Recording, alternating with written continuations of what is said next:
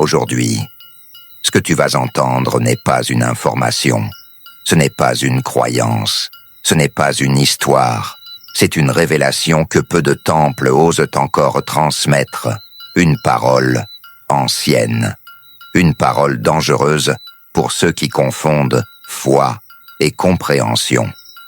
Aujourd'hui, tu vas entendre la vraie dimension de l'énergie jumelle Togbosu.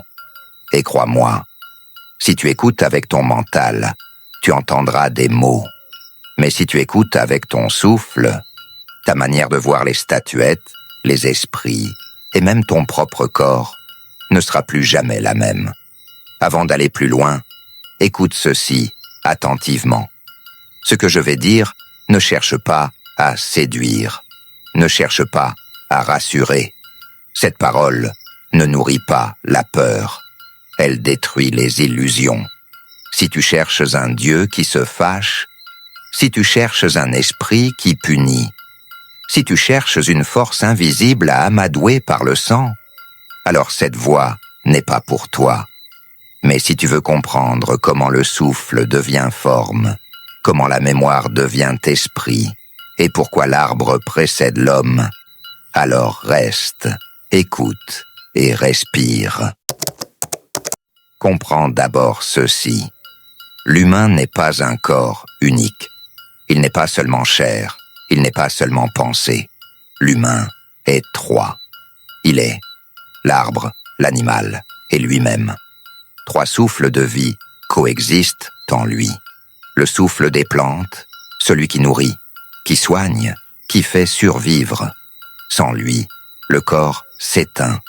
Le souffle animal, celui de l'instinct, de la défense, du territoire, de la force brute. Sans lui, l'humain devient vulnérable. Et le souffle humain, celui de la conscience, de la parole, de la création. Sans lui, l'homme n'est qu'une bête errante. Ces trois souffles ne sont pas ennemis.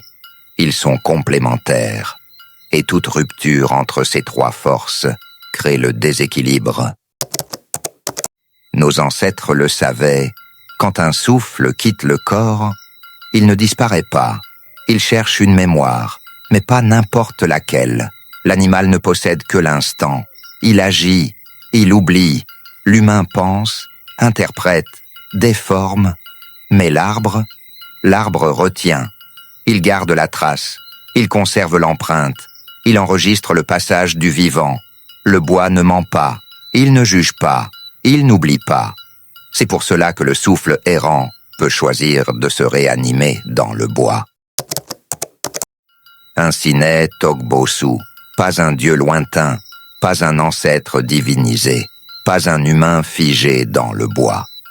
Togbosu est une énergie jumelle, le reflet de ton souffle qui a pris forme dans la mémoire de l'arbre. Il est la combinaison du souffle et de l'instinct. Il est un double, un miroir, une matérialisation. C'est pour cela que Togbosu est toujours représenté en jumeaux, non pas pour la décoration, mais parce qu'il incarne la dualité du souffle, conscience et instinct, mémoire et mouvement. Mais pose-toi cette question.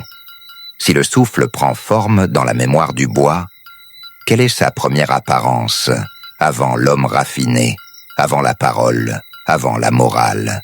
Quel est l'instinct universel qui surgit quand le corps disparaît? Nos ancêtres répondaient sans hésiter. La statuette n'est pas humaine. Elle est le premier, vaudou. Et sans les trois énergies, plante, animal, humain, le bois reste inerte. Écoute bien maintenant. Quand un souffle quitte le corps, il ne devient pas ange, il ne devient pas lumière abstraite, il redevient archaïque, brut, protecteur. Dans la voie de l'arbre, cette forme première est celle du gorille. Le gorille n'est pas un animal banal, il incarne la force, la virilité, la protection, le territoire, la mémoire du clan. C'est l'instinct gardien, le seuil, la limite. C'est cette projection primitive du souffle qui anime le bois et devient Togbosu. Voilà pourquoi Togbosu n'est pas une simple statuette. Il est le souffle, l'instinct et la mémoire de l'arbre unis. Quand tu déposes une offrande, ne la vois pas comme un échange marchand. Voilà comme une reconnaissance de ton propre double. Car la force invisible n'a pas de cœur. Elle ne se fâche pas, elle rappelle, elle réveille. Et si tu comprends cela, alors tu viens de faire un pas réel dans la voie de l'arbre. Si cette parole a remué quelque chose en toi, ne réagis pas, observe. Et si tu veux aller plus loin, comprendre ton arbre intérieur et la véritable architecture du souffle, alors écoute, encore, car entendre les mots ne suffit pas. Il faut voir leur esprit,